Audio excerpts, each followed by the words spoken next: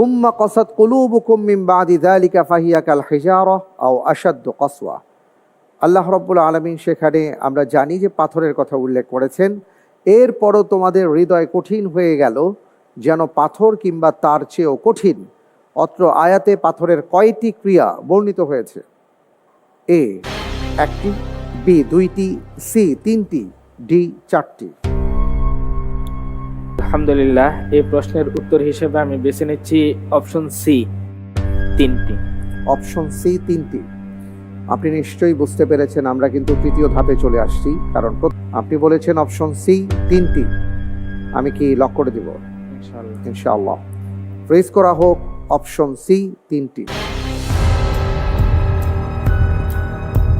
আপনি যে উত্তরটি দিয়েছেন যে পাথরের 3টি ক্রিয়া বর্ণিত হয়েছে, আপনার উত্তরটি সঠিক হয়েছে। আলহামদুলিল্লাহ।